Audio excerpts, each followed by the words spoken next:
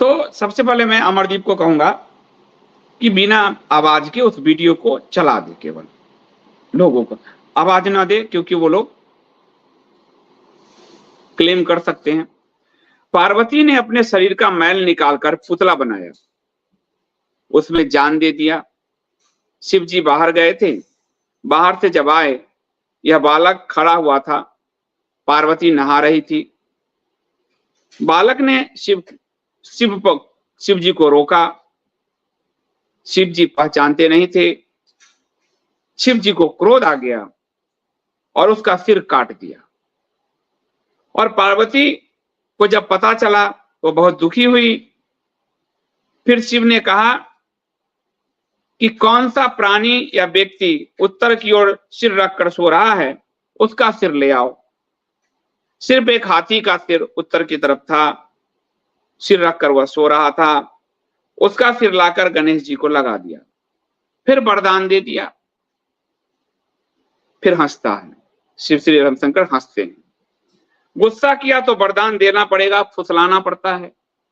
जब शिव ने गुस्सा किया तो वरदान देकर फुसलाया गणेश जी को, फुसलाना पड़ता है। फुसलाए, फिर बोले पहली पूजा तुम्हारी होगी।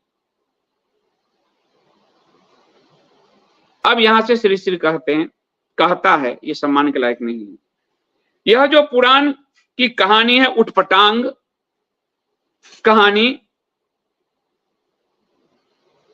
अटपटा सा लगता है। इनके सारे भक्त हंसते हैं, हा हा हा। फिर श्री श्री 3-4 सवाल उठाता है।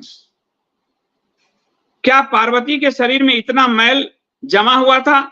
लोग हंसते हैं, इसके भक्त सारे हंसते हैं। दूसरा, जो त्रिकाल ज्ञानी सब कुछ जानने वाला ईश्वर है, उसको नहीं पता चला कि यह मेरा बेटा है? लोग फिर इसके भक्त हंसते हैं। पार्वती का बेटा, उसको नहीं पता चला? लोग फिर हंसते हैं।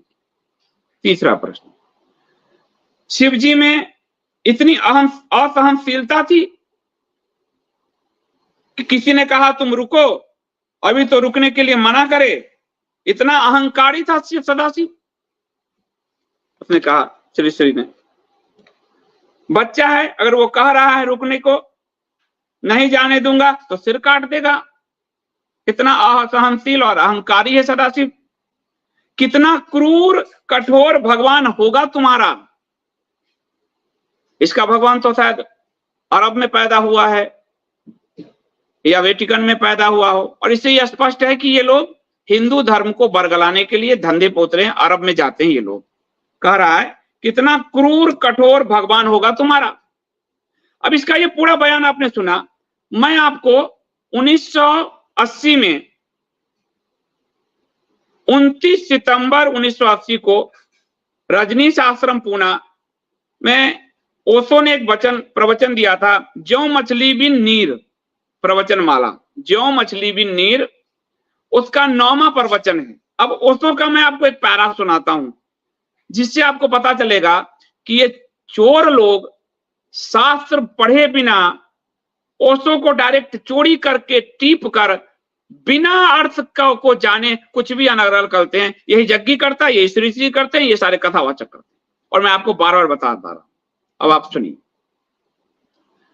इस प्रवचन माला में जो 9वां प्रवचन माला है, उसमें इन ओशो का एक भक्त पूछता है आखिरी प्रश्न, भगवान और उसके बाद वो गणेश जी की जो उत्पत्ति, उपनिषद, गाणपत्य तंत्र, गणेश सिद्धि में जो है, इस पे दिनेश भारती नाम का उनका एक भक्त ये पूछता है, और वो पूछता है, पार्वती के स्नान करने और मैल का पुतला बनाकर शक्ति का संचार करने की कथा तो जगत प्रसिद्ध है। भगवान शिव ने गणेश के रोकने पर संदेशग्रस्त होकर गणेश की गर्दन काट दी। पार्वती के विलाप करने पर शिव ने अपने गणों को कहकर दूसरी गर्दन मंगवाई। वो एक नवजात हाथी को मारकर उसकी गर्दन ले आए। यह कथा कहती है शिव जी ने उन्हें पुनः प्राण दान दिया, वो पुनर्जीवित हो गए भगवान। उसको उनके भक्त भगवान कहते थे। शिव ने दूसरी की हत्या करवाना क्यों पसंद किया? क्यों नहीं उसी कटी हुई गर्दन को गणेश के धड़ से जोड़ दिया? किसी दूसरे जीव की हिंसा तो न होती और गणेश का असली रूप भी देखने को मिलता। दिनेश भारती। अब ओशो के वचन सुनिए और श्री श्री का जो कहा है उसको आप पूरा मिलाइए। इसमें बहुत सी बातें समझने जैसी है। ओशो ने कहा भारत के धर्म ग्रंथ इसी तरह की बकवास से भरे हुए। श्री श्री क्या बोल रहा है? श्री श्री कह रहा है इसी तरह की अटपटे से पुराण की कहानियां भरी हुई है। ध्यान से देखते जाइए। पार्वती के स्नान करने और मैल से पुतला बनाकर, तो पहली बात तो पार्वती ने जैसे जन्म भर से स्नान न किया होगा। श्री श्री क्या कर रहा है? पुतला बनाना सेम सब क्या कर रहा है? कह रहा है क्या पार्वती के शरीर में इतना मैल जमा हुआ था? अब ध्यान से देखिए, ओशो कह रहे हैं पार्वती के स्नान करने और मैल से पुतला बनाकर, तो पहली बात पार्वती ने जैसे जन्म भर से स्नान न किया होगा, इतना मैल कि उससे पुतला बन जाए। ओशो, श्री श्री क्या पार्वती के शरीर में इतना मैल जमा हुआ था कि पुतला बन जाए? आपको मिल गया। जरा पार्वती की हालत तो देखो ओशो, जैसे जन्मों से ना नहाई हो, जैसे धूल और मिट्टी में लोटती पलोटती रही हो। इतना मैल, नहाने की दुश्मन थी क्या? इतनी क्या दुश्मनी थी नहाने से? और कहीं मैल के पुतलों से जीवन पैदा होता है? क्या बचकानी बातें हैं। यही श्री श्री रविशंकर ने ओशो से टीपा है और कह रहे हैं ओशो अद्भुत देश है, इस तरह की व्यर्थ की बातों को लोग पूजे चला जाता है और फिर वो मूर्ताओं का प्रदर्शन, फिर भगवान शिव, फिर वो अब जैसे वो क्या कहता है, त्रिकाल ज्ञानी सब कुछ जानने वाला श्री श्री कहता है ईश्वर को यह नहीं पता था कि यह मेरा बेटा है। ओशो का देखिए, एक तरफ तो कहते हैं वो त्रिकालज्ञ हैं, सर्वज्ञानी हैं, सर्वज्ञ हैं, और उनको गणेश को रोकने पर संदेह हो गया, तो फिर दो में से कुछ एक बात कहो। संदेह तो बड़ी ही क्षुद्र मनोदशा है। संदेहग्रस्त व्यक्ति को तो हम धार्मिक भी नहीं मानते, भगवान मानना तो दूर। पूरा कॉपी करके इन लोगों ने ओशो को कॉपी करके, और ओशो ने पुराण नहीं पढ़ी थी। मैं ओशो का सन्यासी रहा हूं, ओशो के सारे शास्त्र मैंने पढ़े हैं, सुने हैं। ओशो को पुराण का ज्ञान नगण्य था।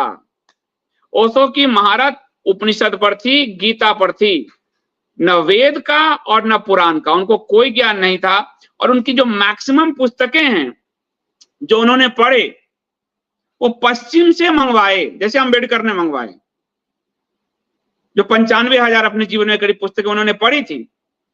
और उनकी जो व्याख्या है, संस्कृत भी वो जानते थे, दार्शनिक थे, परंतु पुराणों का ओशो को कोई ज्ञान नहीं। ये मैं अपनी गारंटी पर कह रहा हूं, क्योंकि ओशो को मैंने जितना सुना इसीलिए पकड़ में सब आते हैं कि ये चोरी चकारी करते हैं। और जग्गी वासुदेव भी बोल चुका है कि उनको धर्म का कोई धर्मशास्त्र नहीं पढ़ा, ओशो ही पढ़ के आगे डायरेक्ट परीक्षा देने आ गया। और श्री श्री रविशंकर का तो मूड बुद्धि आपको दिख गया, और बाकी सबका तो दिख ही रहा है। तो ओशो से लेकर श्री श्री तक धार्मिक हमारा जो शास्त्र है, उस शास्त्र के ज्ञान से बिल्कुल ही दूर थे। ओशो की उपनिषद में बहुत पकड़ थी, बुद्ध में पकड़ थी, महावीर में पकड़ थी, गीता की व्याख्या भी उनकी अच्छी है, लेकिन पुराणों के बारे में उनका नॉलेज, महाभारत के बारे में उनका नॉलेज और रामायण पर भी उनका नॉलेज शून्य था। ये मैं अपनी गारंटी से कह रहा हूं। और इसीलिए उनके ये शून्य शिष्य जिन्होंने अपना गुरुडम चला रखा है, ये लोग ओशो को ही फॉलो करके वही मनमानी व्याख्या कर रहे हैं।